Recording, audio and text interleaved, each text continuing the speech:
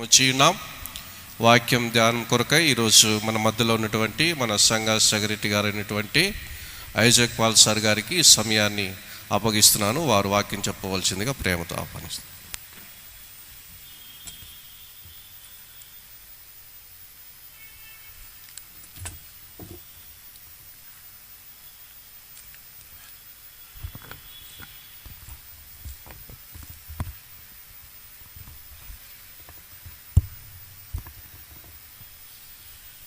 క్రీస్తునందు ప్రేమగల ప్రియ సంగమా,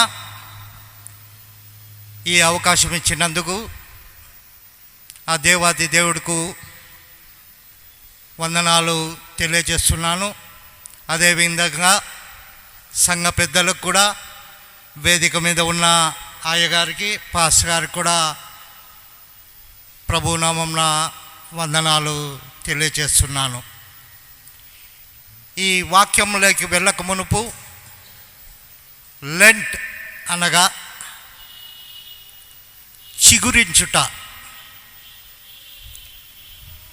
వసంతకాలంలో ఏ విధంగా అయితే ఆకులు చిగురిస్తాయో మనందరికీ తెలుసు.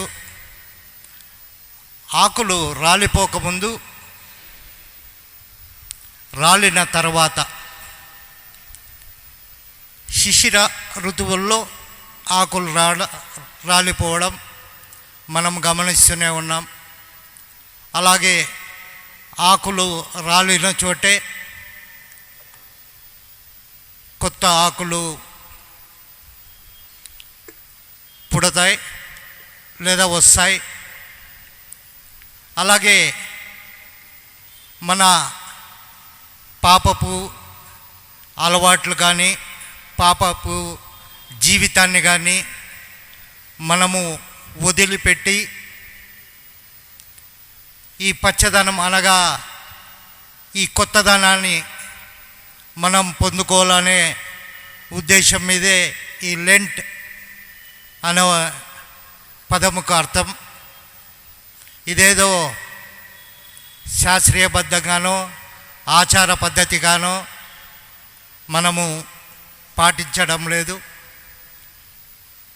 ఈ శ్రమలు యేసుక్రీస్తు ప్రభుల వారు శిలువ మానుపై పడ్డ శ్రమలను మనం గుర్తెరుక్కొని, అనగా తిరిగి ఆ విషయాల్ని మనం జ్ఞాపకం చేసుకుంటూ, అనేక సార్లు మన సంఘంలో చాలామంది బైబిల్ చదివే ఉంటారు.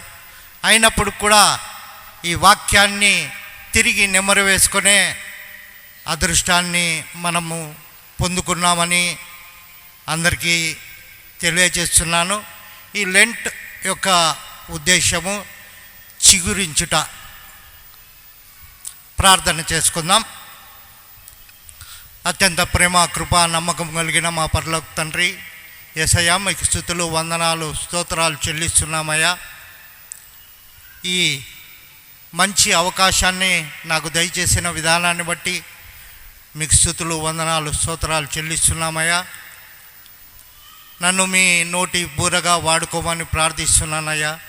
మీ సిలువ చాటున నన్ను మరుగుపరచమని ప్రత్యేకంగా వేడుకుంటున్నానయ్యా. ఇక్కడ కూడి వచ్చిన ప్రతి కుటుంబాన్ని పేరు పేరున దీవించి ఆశీర్వదించి కాపాడమని నజరేయుడైన యేసుక్రీస్తు నామమున అడిగి ప్రార్థించి వేడుకుంటున్నాము తండ్రి, ఆమెన్. మన ఈరోజు అంశం శ్రమలలో ఓర్పు. చాలామంది అనుకుంటారు శ్రమల్లో ఏంది ఓర్పు అని.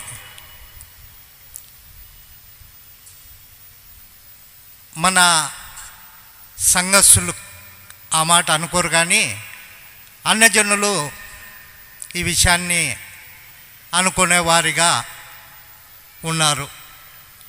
ఈ శ్రమలలో ఓర్పు. శ్రమలు సాధారణంగా మనం ఎవ్వరు కానీ శ్రమలు పడడానికి ఇష్టపడం.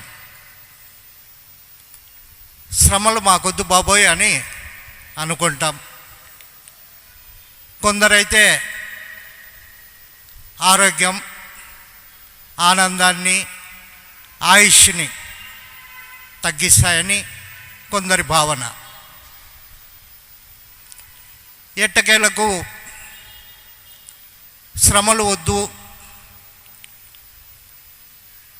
అనుకునేవారు చాలామంది, నాతో కానీ మీతో కానీ మనందరైతే ఏమి శ్రమలు వద్దు అనుకుంటాం.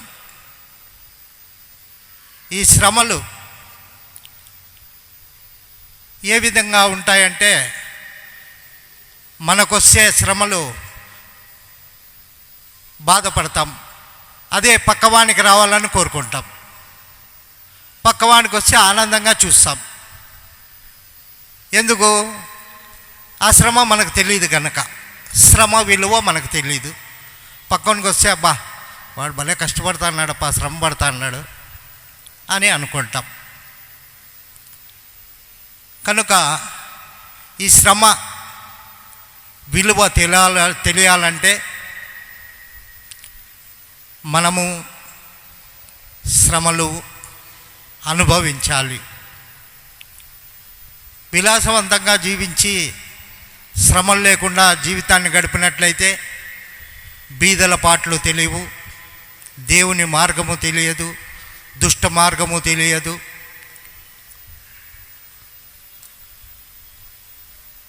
కనుక ఈ విషయాలన్నీ తెలుసుకోవాలంటే ముందు మనము శ్రమ పడాలి. శ్రమ పడాలంటే శ్రమ విలువ మనకు తెలియాలి. సరే అండి, వాక్యంలోకి వెళ్ళిపోదాం. అంశం చెప్పాను, శ్రమలలో ఓర్పు. ఒకరు వాక్యాన్ని ఎలియాజరాజు గారు, దయచేసి మీరు ముందుకు వచ్చి కూర్చొని మైక్ తీసుకొని కొద్దిగా గట్టిగా, బాబు సెల్లులు మార్చమ్మా. Okay, praise the lord.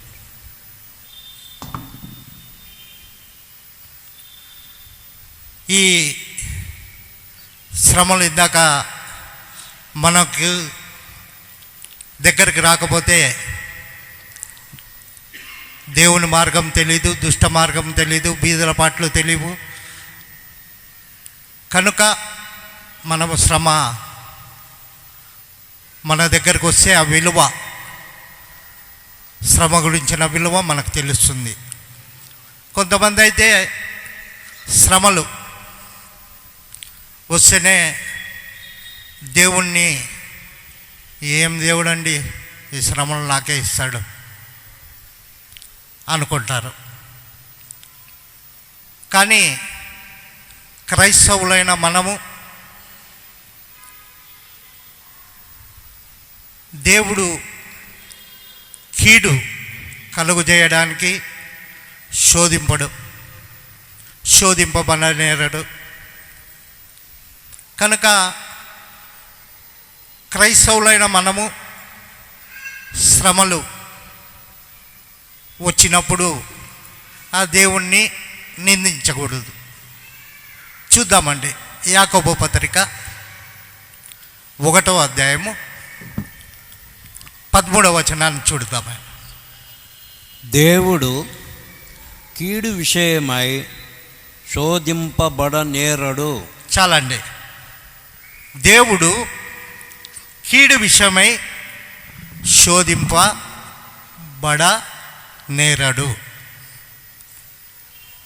దేవుడు నమ్మదగినవాడు కనుక అన్యజనుల వలె దేవుణ్ణి నిందించే వారముగా ఉండకూడదని లేఖనాల్లో సెలవిస్తున్నాయి. ప్రియ సంగమ, తర్వాత చదవండి అయ్యా.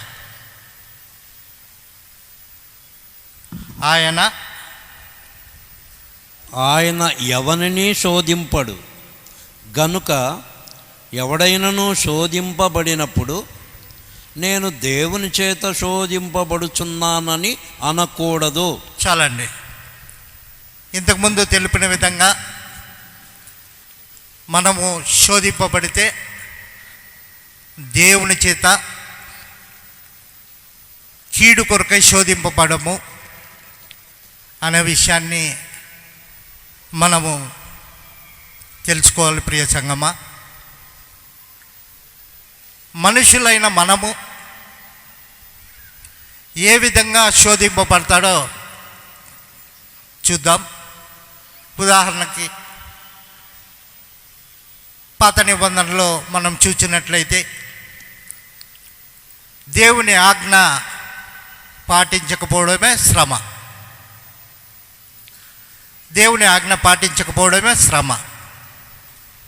పాత నిబంధనలో కొంతమందిని చూచినట్లయితే ఆదాం,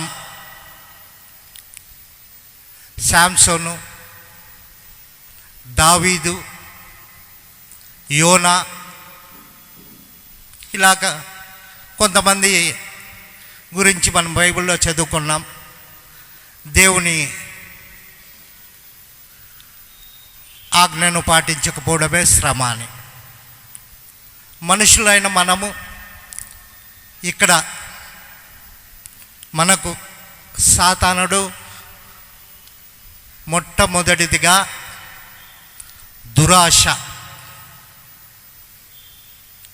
దురాశను కలుగజేస్తాడు. తర్వాత దురాశ దుర్బుద్ధిని కలిగిస్తుంది. దుర్బుద్ధి పాపంలోనికి తీసుకువెళ్తుంది. పాపము అక్కడితో ఆగిపోదు, పాతాళంకు తీసుకొని వెళ్ళిపోతుంది ఈజీగా, నరకానికి. అగ్ని ఆరని పురుగుని చావని చోటికి ఆటోమేటిక్గా స్టెప్ బై స్టెప్ సాతాను పని అది. మనము దురాశ చేత, స్వకీయమైన దురాశ చేత ఈడవబడి మరులు కొల్పబడినవే మనము శోధింపబడుచున్నాం. తర్వాత అట్లే 14వ వచనంలోకి వెళ్ళండి. ప్రతివాడును తన స్వకీయమైన దురాశ చేత ఈడవబడి మరలు కొల్పబడిన వాడై శోధింపబడును. దురాశ గర్భము ధరించి. చాలయా, ఈ దురాశ ఎట్లంటే ఈడ్చుకొని వెళ్ళిపోతుంది అనమాట, ఆ ఊబిలోకి తీసుకుపోయినట్ల. తర్వాత మరలు కొల్పబడతాను, మరలా చేద్దామా తప్పు, మరలా చేద్దామని. ఈ విధంగా మనము మనుషులైన మనము శోధింపబడుతున్నాము. దేవుడు కూడా అపవాదికి కొద్దిపాటి అవకాశం కల్పిస్తాడు. విశ్వాస పరీక్షకై, కీడు కొరకై కాదు అని బైబిల్లో చదువుకున్నాం. విశ్వాస పరీక్ష కొరకై అపవాదికి అవకాశం కల్పిస్తాడు. మనం ఆయన యందు భయభక్తులు కలిగి ఉన్నప్పటికి కూడా చూద్దామండి. పాత నిబంధనలో యోబు భక్తుడు పడ్డ శ్రమలు 1, 2, 3 అధ్యాయాల్లో మనం చూసినట్లయితే అనేక శ్రమలు యోబు పడ్డ మనము చాలాసార్లు బైబిల్లో చదివాం. అనేకమైన శ్రమలు దేవుడు ఎంతగా ఇచ్చాడంటే యోబుకు సమస్తము ఇచ్చాడు. అయినప్పుడు కూడా యోబును పరీక్షించడానికి అపవాదికి చిన్న అవకాశం, నా భక్తుడిని శ్రమలో పెట్టి చూద్దాం, నువ్వు గెలుస్తావా, నా భక్తుడు గెలుస్తాడా అని. అనేకం పోగొట్టుకున్నాడు. ఆస్తులు, అంతస్తులు, ఐశ్వర్యం అన్నీ సమస్తము కోల్పోయాడు. కోల్పోయి కుటుంబాన్ని అన్నీ కోల్పోయి తన శరీరమే పాడు చేశాడు సాతానుడు. అయినప్పుడు కూడా యోబు భక్తుడు చెక్కు చెదరకుండా యెహోవా ఇచ్చెను, యెహోవా తీసుకొనెను. అలాంటి జీవితాలు మనము జీవిస్తున్నామా? కొద్దిపాటి శ్రమలు వచ్చినప్పుడు ఓర్పులో లేకుండా దేవుణ్ణి నిందించేవారుగా ఉన్నామా? లేదా యోబు భక్తుని మాదిరి నిలకడ కలిగి ధైర్యముగా యెహోవా దేవుణ్ణి కీర్తించి గణపరిచేవాడిగా ఉన్నట్లు మనం ఉన్నామా? ఆయన కృంగిపోలేదండి. యోబు భక్తుడు ఎన్ని శ్రమలు వచ్చినప్పుడు కూడా కృంగిపోలేదు. ప్రార్థన యందు నిలకడగా ఉన్నాడు. చేతకాని వాడికి కాలేదు. ఎప్పుడైతే శ్రమ యందు ఓర్పు కలిగి ఉంటామో సాతానుకి భయము పుడుతుంది. ఇన్ని శ్రమలు వచ్చినప్పుడు కూడా ఓర్పుతో ఉన్నాడంటే అని సాతానుకే భయము కలుగుతుంది. లేఖనాల్లో స్పష్టంగా తెలియపరచబడుతున్నాయి. మనం కృంగిపోయేటప్పుడు, శ్రమలయందు కృంగిపోయినప్పుడు, ప్రార్థన యందు నిలకడలేకపోతే చేతకాని వాడివై పోతామని లేఖనాల్లో స్పష్టంగా తెలియచేస్తున్నారు. సామెతలు 24:10 చదవన్నాయా?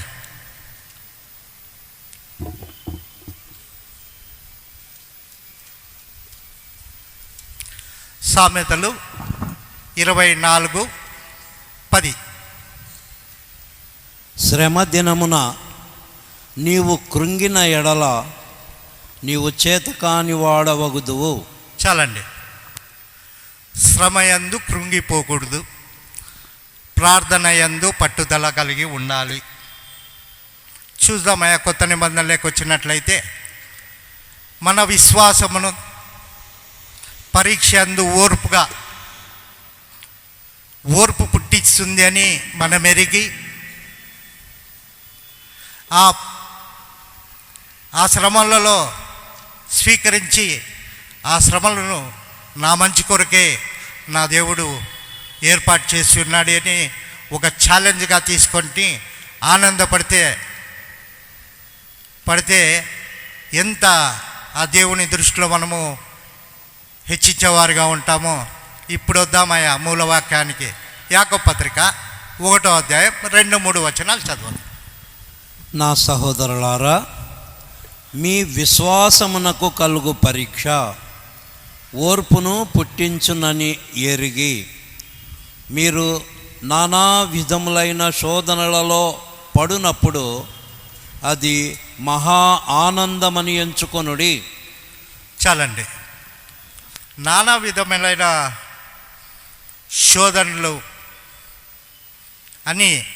శోధనలు అనేకంగా తీసుకొని వస్తారు. ఒకటేని కాదు, అనేకమైన శోధనలు.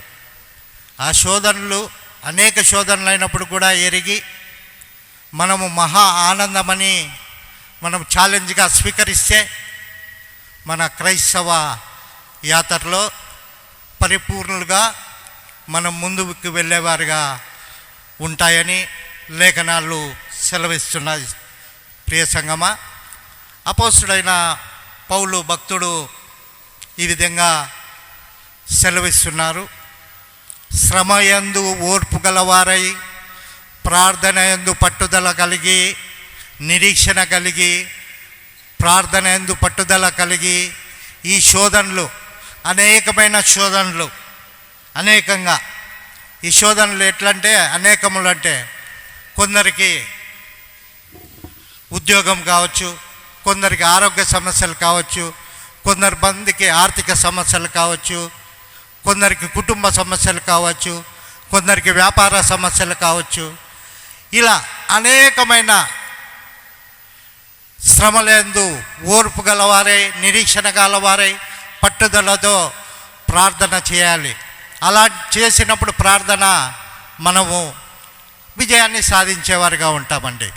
రోమిలకు రాసిన పత్రిక 12వ అధ్యాయం 12వ వచనం చదవండి.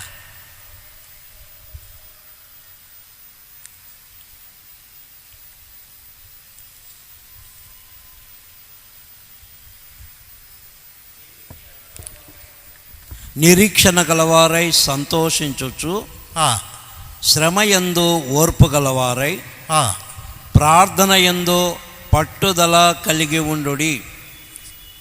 చాలండి. ఆనందంతో, ఓర్పుతో, నిరీక్షణతో ప్రార్థన యందు పట్టుదల కలిగి మనం ఉండాలి. అప్పటికి మనము ఎప్పుడైతే ప్రార్థనలో ఆ దేవునికి మనకి ఆ ప్రార్థన అనే కనెక్షన్ తొలగిపోకుండా ఉంటుందో, ఎన్ని శ్రమలు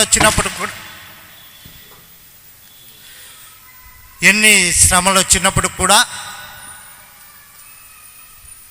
అది ఆనందంగానే చూడాలి. చూద్దామండి, మరి ఒక విషయాన్ని మనం బైబిల్ గ్రంథంలో చూద్దాం. సాధారణంగా మనకు శోధనలు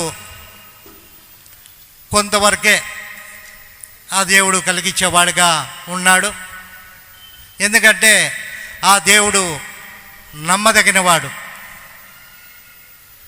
మనకి ఎంతైతే శోధన అనగా శ్రమ మనము భరించే వారిగా ఉన్నామో ఆ నమ్మకమైన దేవునికి తెలుసండి. మనకి సహింపగలిగినంత శ్రమ మాత్రమే దేవుడు అపవాదికి అనుమతిస్తాడు. అప్పుడు కూడా దేవుడు చూస్తూ ఊరుకు ఉంటాడా? అందులో నుండి తప్పించుకునే మార్గాన్ని కూడా ఆయన చూపేవాడిగా ఉన్నాడు. చూద్దామండి, కొరింథీయులకు రాసిన అపోస్తలుడైన పౌలు కొరింథీయులకు రాసిన మొదటి పత్రిక 10వ అధ్యాయం 13వ వచనాన్ని చూడండి.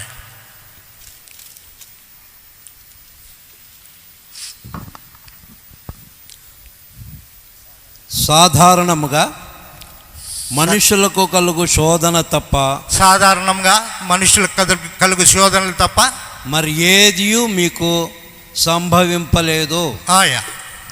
దేవుడు నమ్మదగినవాడు. దేవుడు నమ్మదగినవాడు. మీరు సహింపగలిగినంత కంటే ఎక్కువగా ఆయన మిమ్మను శోధింపబడనీయడు. పర్మిషను సాతానుడికి ఇవ్వడు. చాలు, నా భక్తుడు కానీ, నా దాసుడు కానీ, నా బిడ్డ అయినా కానీ వానికి ఇంతే చేత అయ్యేది, అంతే ఇవ్వు, ఎక్కువ ఇవ్వకూడదు. తర్వాత చదవండి. అంతేకాదు, సహింపగలుగుటకు ఆయన శోధనతో కూడా తప్పించుకుని మార్గమును కలుగజేయును. చాలండి, అపవాదికి కొద్దిపాటి అవకాశం ఇస్తాడు. శోధనలో ఇంతే, ఎక్కువ ఇవ్వకూడదు. అప్పటికీ ఊరికే ఉండకుండా తప్పించుకునే మార్గాన్ని చూపేవాడిగా ఉన్న దేవుడు నమ్మకమైన దేవుడు. అలాంటి ఆ శ్రమల్లో మహా ఆనందం అని ఎరిగి ఓర్పుతో ఉన్నవారికి ఏమిచ్చేవాడిగా ఉన్నాడో చూద్దామండి. యోబు భక్తుడు అనేక శ్రమలు పడ్డాడని ఇంతకుముందే మనం తెలుసుకున్నాం. అతడు సమస్తము కోల్పోయినప్పుడు యెహోవా దేవుడు రెండంతల ఆశీర్వాదాలు, యోబు గ్రంథము 42:10-12 చదవద్దండి. యోబు గ్రంథము 42:10-12 చూసినట్లయితే దేవుడు తిరిగి రెండంతల ఆశీర్వాదాలు ఇచ్చాడు. కానీ తండ్రి, కుమార, పరిశుద్ధాత్మ త్రియేక దేవుడైన యేసుక్రీస్తు ప్రభుల వారు మనకేమిచ్చేవారుగా ఉండారంటే, శ్రమలు సహించువాడు ధన్యుడు, వానికి జీవ కిరీటం ఇస్తానన్నాడు. ఎటువంటి మహాభాగ్యాన్ని ఆ యేసుక్రీస్తు ప్రభుల వారు మనకిచ్చేవారుగా ఉన్నారో చూద్దామండి. లేఖనాల్లో యాకోబు పత్రిక 1వ అధ్యాయము 12వ వచనాన్ని చూడండి. శోధన సహించువాడు ధన్యుడు. శోధన, శ్రమ చెప్పండి. అతడు శోధనకు నిలిచిన వాడై ప్రభు తన్ను ప్రేమించు వారికి వాగ్దానము చేసిన జీవ కిరీటము పొందును. చాలండి, ఇప్పుడు ఆయనతో మనము కనెక్షన్లో ప్రార్థన అనే జీవితాన్ని మనం ఉండి శ్రమలు మహా ఆనందం అని ఎరిగి ఓర్పుతో ప్రార్థన యందు పట్టుదల కలిగి ఉన్నట్లయితే అక్కడ యోబు భక్తుడు యెహోవా దేవుడు రెండంతల ఆశీర్వాదాలు ఇచ్చాడు. మనకి ఎంతటి జీవ కిరీటం అంటే 200 ఆశీర్వాదాల వల్ల అలా దేవుడు ఆశీర్వాదాలు పొందుకున్నది ఒక వ్యక్తి ద్వారా మనం పరిచయం చేసుకుందాం. ఆల్రెడీ మనం సండే స్కూల్లో కానీ బైబుల్ చదివే దాంట్లో కానీ అన్ని విషయాలు తెలిసినదే. ఒక ధనవంతుడు లాజర్ కథ. ధనవంతుడు ఈ లోకంలో ఇహలోకంలో జీవనం కొనసాగిస్తూ దేవుణ్ణి ఎరుగక అష్ట ఐశ్వర్యాలతో తులతూగుతూ నా ప్రాణమా తినుము త్రాగము సుఖించుము అని చెప్తూ తన జీవితాన్ని కొనసాగిస్తున్నప్పుడు ఒకరోజు మరణం వచ్చినప్పుడు అతను పాపపు పాతాళకంలో ఉన్న నరకములో పడివేయబడ్డాడు. అప్పుడు కూడా దేవుణ్ణి మూరపెట్టుకుంటూనే ఉన్నాడు. అయ్యా, నా సహోదరులు ఉన్నారు, నేను ఈ ఇట్టి శ్రమను ఇక్కడ అనుభవించకముందే వారు అక్కడ శ్రమలలో ఉండి మెలకుగా ఉండడని చెప్తానన్నప్పుడు కూడా ఒకసారి పాతాళంలోకి వెళ్ళిపోయినప్పుడు ఇంకంతే, ఫినిష్. సాతాను పడిని పాతాళలోకంలోకి తీసిపోవడము, అక్కడ మనల్ని విడిచేయడము, ఇంకో భక్తుని కోసం తిరగడం. కనుక అదే లాజరు ఈ లోకంలో శ్రమలు అనుభవించి దేవదూతలతో పాటు వెళ్ళినట్లు మనము చదువుకున్నాం, చూసాం. కానీ ఆ లాజరు సంభాషణ ఒకసారి మనం చూద్దామయ్యా. లూకా సువార్త 16వ అధ్యాయం 25వ వచనాన్ని చూడండి. అబ్రహాము, కుమారుడా, నీవు నీ జీవిత కాలమందు నీకిష్టమైనట్టు సుఖము అనుభవించితివి, అలాగుననే లాజరు కష్టము అనుభవించనని జ్ఞాపకం చేసుకొనుము. ఇప్పుడైతే వాడిక్కడ నెమ్మది పొందుచున్నాడు, నీవు యాతన పడుచున్నావు. చాలయ్యా, ఇహలోకపు భోగభాగ్యాలు అనుభవించిన ధనవంతుడు అక్కడ యాతన పడుతున్నాడు. ఈ లోకం నందు శ్రమలు అనుభవించిన లాజరు అబ్రహాము రొమ్మున కూర్చొని విశ్రాంతి పొందుతున్నాడనే లేఖనాల్లో స్పష్టంగా తెలియపరుస్తున్నాయి. ప్రియ సంగమా, అలాంటి భోగభాగ్యాల జీవితం మనకు అవసరమా? ఈ చిన్నిపాట శ్రమలతో ఆ దేవునితో కనెక్షన్ను పెట్టుకొని ప్రార్థనందు నిలకడగా ఉండాలి అనేది అవసరమా? మనలో మనం పరిశీలించుకుందాం. ప్రియ సంగమా, చూద్దామండి. మనకు శిక్ష విధించేది చనిపోయిన యేసుక్రీస్తు ప్రభువే కదా. చనిపోయిన యేసుక్రీస్తు ప్రభు శిక్ష విధించడం ఏంటి అని కొంతమంది అనుకోవచ్చు. మన పాప పరిహార్థ బలి అర్పణకై శిలువమానుపై ఆయన ప్రాణాలు వదిలి చనిపోయి మృతులలో నుండి తిరిగి లేచి తండ్రి కుడి పార్శ్వమున కూర్చొని మారని మన జీవితాల కొరకు ఇంకా విజ్ఞాపన చేస్తున్న యేసుక్రీస్తు ప్రభుల వారే కదా. చూద్దామయ్యా, రోమేలుకు రాసిన పత్రిక 8వ అధ్యాయం 34వ వచనాన్ని చూద్దామయ్యా. శిక్ష విధించువాడెవడు? ఎవరు? చనిపోయిన క్రీస్తు యేసే. అంతేకాదు, మృతులలో నుండి లేచిన వాడును, దేవుని కుడిపార్శ్వమున ఉన్నవాడును, మన కొరకు విజ్ఞాపనము కూడా చేయువాడును ఆయనే. చాలండి, మృతులలో నుండి లేచినవాడు ఆయనే, చనిపోయిన యేసుక్రీస్తు ప్రభు ఆయనే, తండ్రి కుడిపార్శ్వం కూర్చొని విజ్ఞాపన చేయవాడు ఆయన. తండ్రి కుమార పరిశుద్ధాత్మ త్రియేక దేవుడైన యేసు క్రీస్తు ప్రభుల వారికి మనం ఏమిచ్చేవారుగా ఉన్నాం? ఈ శరీరము మన్నైపోయే శరీరానికి మనం అందమైన దుస్తులు ధరించుకుంటాం. రకరకాల కాస్మోటిక్స్, సోపులు, క్రీమ్స్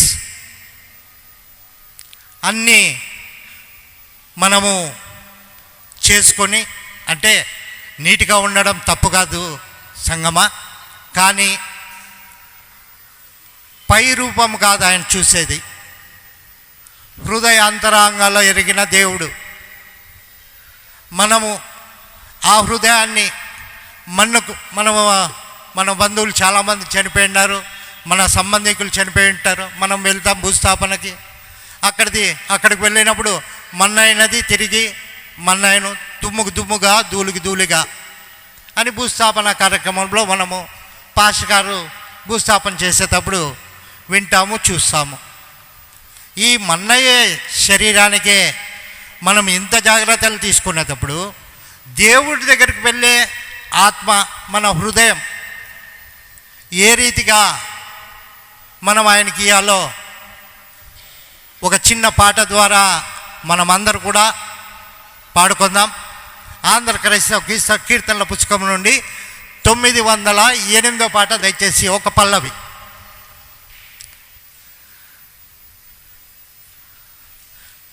ఆంధ్ర క్రైస్తవ కీర్తనల పుస్తకం నుండి అందరు కలిసి పాడదాం.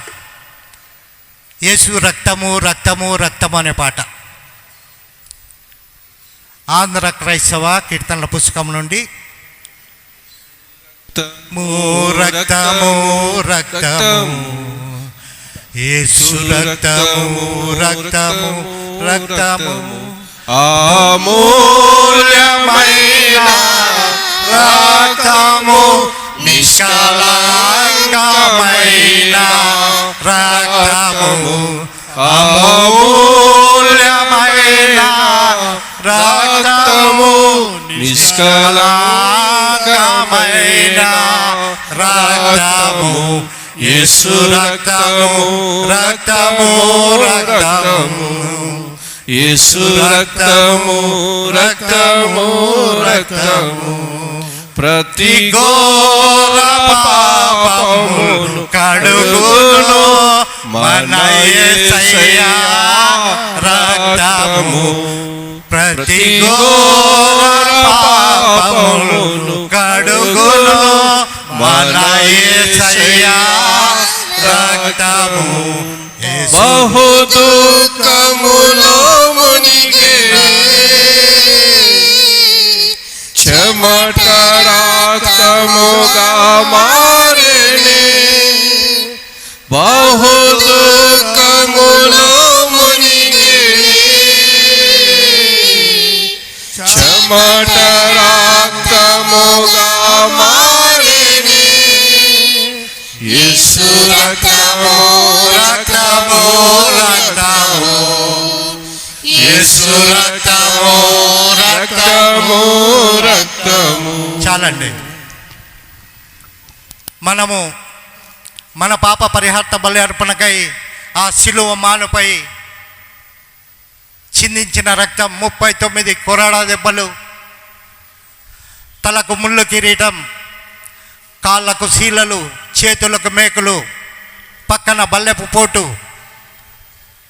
ఆ విధంగా ఆఖరి రక్తపు బొట్టు వరకు కార్చిన రక్తంలో మన హృదయాన్ని కడిగి ఆయనకి ఇచ్చేవారిగా ఉన్నామా? లేఖనాల్లో స్పష్టంగా తెలియజేస్తున్నారు, హృదయ శుద్ధి గలవారు ధన్యులు, వారు దేవుని చూచేదరని. మనము దేవుని చూచేవారిగా ఉన్నామా? హృదయము శుద్ధిపరుస్తున్నామా? మన పాప పరిహార బలి అర్పణకై శిలువమాన మీద కార్చిన రక్తంలో మన హృదయాన్ని కడిగి ఆయనకి ఇస్తున్నామా? మనలో మనం పరిశీలించుకుందాం ప్రియ సంగమా. అయినప్పుడు కూడా ఆ యేసుక్రీస్తు ప్రభుల వారు శ్రమ అని తెలియజేస్తున్నాడు. శ్రమ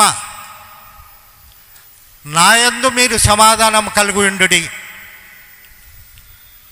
నాయందు అనగా ఎవరందు?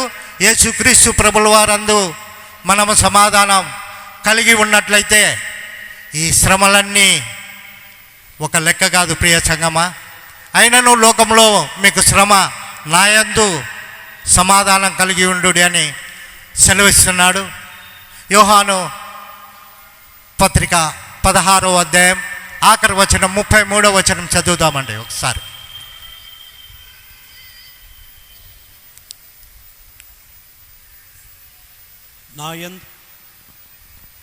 నా యందు మీకు సమాధానము కలుగునట్లు. ఎవరి యందు? యేసుక్రీస్తు ప్రభుల వారి యందు, నా యందు మీకు సమాధానము కలుగునట్లు ఈ మాటలు మీతో చెప్పుచున్నాను. ఏ మాటలు? ఈ శ్లోకంలో శ్రమ ఉంది నాయన, ఎప్పటికీ శ్రమే ఈ లోకంలో. అయినప్పటికీ కూడా నాయందు మీరు సమాధానంగా ఉండాలి. నాయందు మీరు సమాధానంగా ఉన్నట్లయితే ఈ శ్రమలు ఒక లెక్క కాదు. నేను ఈ లోకాన్నే జయించాను నాయన. చదవండి అయ్యా. లోకములో మీకు శ్రమ కలుగును, లోకంలో శ్రమలుండును, అయినను ధైర్యము తెచ్చుకుని. ధైర్యాన్ని చెప్తున్నాడయ్యా. నేను లోకమును జయించి ఉన్నాను అనేను. ధైర్యాన్ని, నేను లోకమును జయించి ఉన్నాను. ఈ ధైర్యము మనకి సంవత్సరానికి 365 రోజులు ఉన్నప్పటికి కూడా బైబిల్లో 366 సార్లు ఉంది. అంటే మనము క్రీస్తు పిల్లలం కనుక, క్రీస్తు బిడ్డలం కనుక ఆయనందు సమాధానం ఉంటే సాతాను ఒక లెక్క. యేసుక్రీస్తు ప్రభుల వారు ఇక్కడికి వచ్చినప్పుడు ఈ లోకంలో 40 రోజులు ఉపవాసం ఉన్నప్పుడు అపవాది శరీరాశ, నేత్రాశ, జీవబడమం కలగజేసినప్పుడు యేసుక్రీస్తు ప్రభుల వారు సాతాన్ని గద్దించి మనుష్యుడు రొట్టె వల్ల మాత్రమే కాక ఎవరి మాట అండి? జీవించేది ఎవరి మాట ద్వారా? చెప్పండి దైత్యకి గట్టిగా. ఎస్, అలాంటి మాటలు మనకెన్నో లేఖనాల ద్వారా సెలవిస్తున్నాడు. ఆయన యందు మనం కనెక్షన్ కలిగినట్లయితే ఇర్మియా 33:3 ప్రకారం, ఈరోజు 33వ రోజు కనుక ఇర్మియా 33:3 ప్రకారం నాకు మొరపెట్టమో నేను నీకు ఉత్తరం ఇచ్చేదనని సెలవిచ్చిన దేవుడు. మనం ఆయనకు మొరపెట్టేవారుగా ఉన్నామా? లేదా ప్రార్థన పట్టుదల లేక, విశ్వాసం కనబరచక, శ్రమలందు ఓర్పు లేక, శ్రమ ఓర్పు పరీక్ష నిరీక్షణ విజయం. ఆ విజయాన్ని పొందుకోవాలంటే ఇవన్నీ మనం దాటుకొని వెళ్ళేవారుగా ఉండాలి. ఎవరైనా ఒక మాట అన్నట్లు వెంటనే ఓర్పు లేక వాళ్ళ మీదకి వీళ్ళ మీదకి జగడాలకు వెళితే క్రైస్తవ జీవితం మనం జీవించేవారిగా ఉంటామా?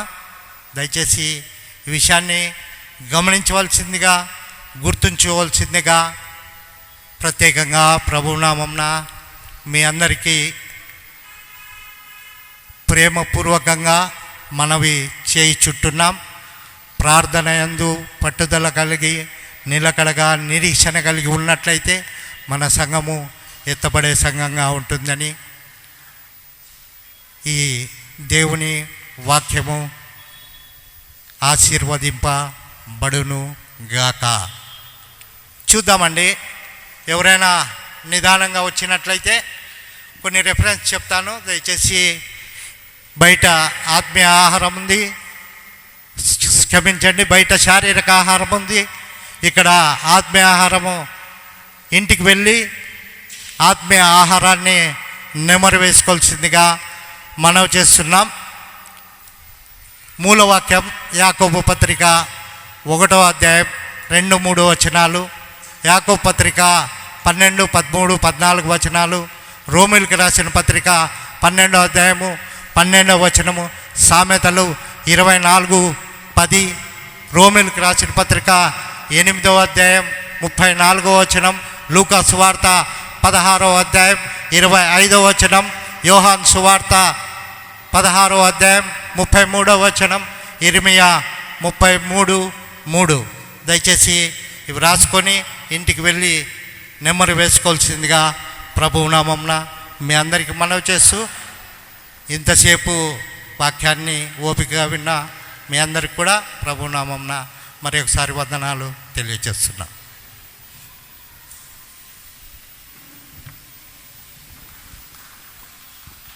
దేవుని పరిశుద్ధ నామానికి మహిమ కలుగును గాక. చక్కటి వాక్యాన్ని శ్రమల గురించి మరి మన సెక్రటరీ సార్ గారు మంచిగా మనందరికీ చక్కటి వాక్యాన్ని వినిపించారు. అయ్యగారికి ధన్యవాదాలు తెలియజేస్తున్నాను. అలాగే ఈ సమయంలో మరి ఇందాక ఆత్మీయమైనటువంటి వాక్యాన్ని, ఆహారాన్ని మనం భుజించాం.